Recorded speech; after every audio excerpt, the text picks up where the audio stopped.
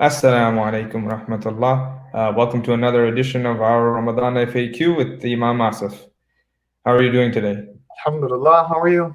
Good. Alhamdulillah. So we want to kind of focus on some issues that are specific to the woman community, our female community, our sister community. And so with that, basically we wanted to touch on a few of the different things that exempt women from fasting. I know there are a few things there to clarify, so I'll let you touch on that.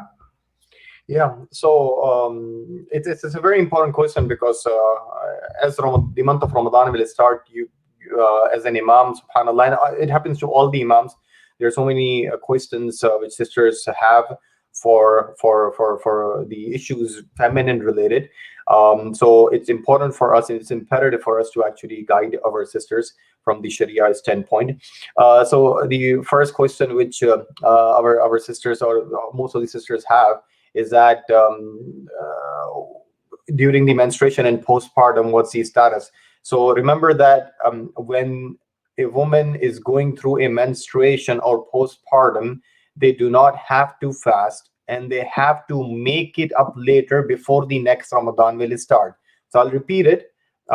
If a woman is going through a menstruation or a postpartum, she do not have to fast, but once it is over, she have to make it up before the next Ramadan will start. This is very important because some sisters might be under impression that we can pay fidya. Now you have to make it up for the your missed fast before the next Ramadan will start. So let's say if next Ramadan is started and you could not make it up, then you can actually make it up even after that Ramadan. But then majority of the scholars will say if one Ramadan have passed, then you have to give fidya, that is $10 in US, along with making it up if you didn't fast in 1 year. Hanafis have disagreement. Hanafis say no, you don't have to pay fidya. You can fast even after 5 years without paying the fidya. So that's for one thing which I just want to convey the message to all the sisters here.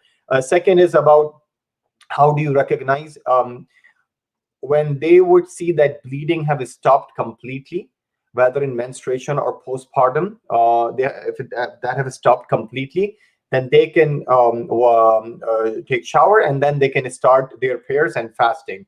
Now, if you are going through a non-menstrual bleeding, istihaba, non-menstrual bleeding, then they don't have to leave their prayers or fast. Remember this. Similarly, if it's inconsistent menstrual bleeding, more than 15 days, then you have to continue fasting and ignore the bleeding, because there after 15 days, the majority scholars say that then you have to ignore the menstruation and then you have to continue fasting. By the way, Hanafi says more than 10. There's a disagreement.